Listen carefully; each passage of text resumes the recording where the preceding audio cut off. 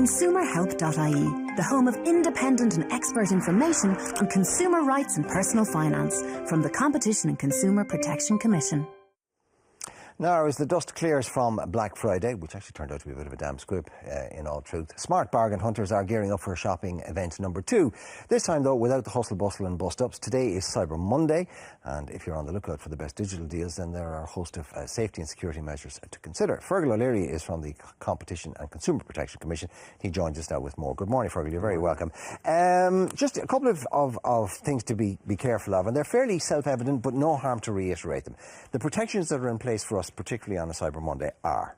It's very important to know that you actually probably have better rights online than shopping in store. There's new rules that were brought in last year in June 2014, and they make it much easier and much safer for you to shop online. The important things for people to know is you have a 14-day change of mind period, and that starts when the goods are delivered to you. And I suppose the reason for that is you haven't had a chance to look at the colour, the quality in your hand, and so that's why the lawmakers put this in, and it's a very strong protection. Oh. Also, you need to know and you need to make sure that you are given all of the information to make an informed choice. So what I mean by that is you should have the full price, including delivery, you should have details of cancellation, all of those should be provided to you before you purchase the item. And very importantly at this time of the year, delivery and when the thing will be delivered to you. If there's something on the website that says it will be delivered by the 20th of December, they are then held to that. Okay. And if it's not, and if it doesn't come to you by then, you don't have to pay, you can send the good back. Right.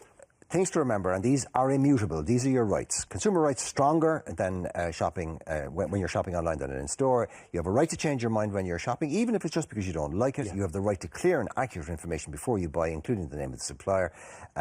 Whether you're shopping online or on the high street, in all cases, what you buy must be as described to you, fit for the intended purpose and be of satisfactory quality, and you have the right to a refund if your goods are not delivered, and they should be delivered maximum within 30 days of purchase. That's it.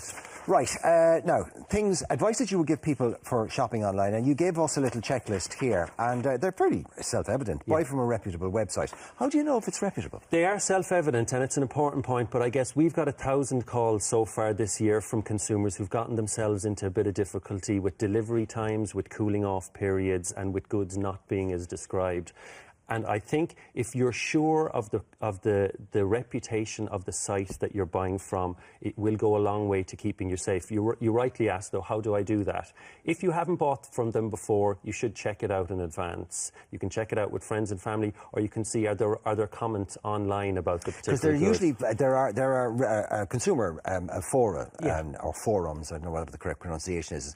So if you have a doubt about a website, stick that in and put forum after it and then see what people are saying. Absolutely, or put it on your own Facebook line. You know, I mean, these days people do interact with each other much more quicker than in the past, and you can get a sense of whether nobody's heard of that website. Can you trust these forums, though, Fergal? Because, I mean, I know there was a scandal earlier on in the year. I think it was one of the travel websites was paying people to put nice things up about various destinations and their services. Yeah, you need to be careful, and I suppose that's where it comes into don't take one piece of advice as the only piece of advice you go on. But the important thing to know is if you don't feel safe and secure, then that's the point when you really need to start thinking about. And often what we see is a site that isn't reputable will have something at an unbelievably low price. So if it looks too good to be true, it usually is. Yeah, it is. So in actual fact, your own social media network may possibly be your best protection in these things. If you haven't shopped online before, and if you don't have your own personal experience, it's important to fill that gap somehow. Right, okay, so buy from a reputable website. There's a couple of ways that you can,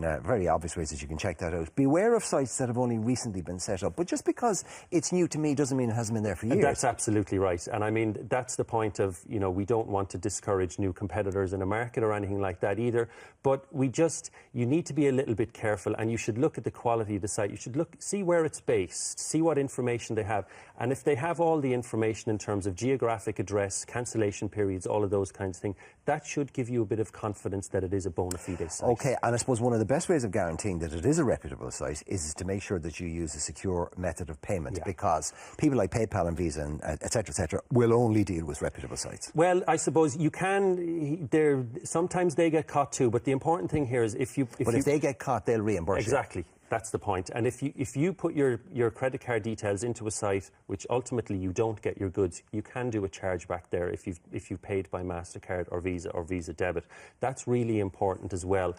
Money transfers or things like that is where you're starting to get into very dodgy grounds, because you don't have come back. And, you know, again, a reputable site will have a credit card facility for you. OK, I don't want to discourage people from buying outside the EU, because a lot of people want to buy from the States and all the rest of it, but are all our consumer bets and rights off if we're dealing with suppliers outside the EU? It's very different, and it depends on the location, depends on whether you're buying something from Hong Kong or the States. The important thing to note when you're buying outside of the EU is you could be caught for excise, depending on the cost. Oh, you most certainly will be. Depending on the cost of the good, and that's something you might see. And VAT as well. You might see something at a really low price, but it's based in Hong Kong. When you add back in the excise, you might be back up. So make those calculations before you buy. And of course you've got a one-stop shop website that people can go to where all that information is on. We do indeed. Consumerhelp.ie can help people to navigate Cyber Monday and any other time of the year when they're buying online. Fergal, thank you very much indeed. We'll take a break now. See you back here in a few moments. Consumerhelp.ie, the home of independent and expert information on consumer rights and personal finance from the Competition and Consumer Protection Commission.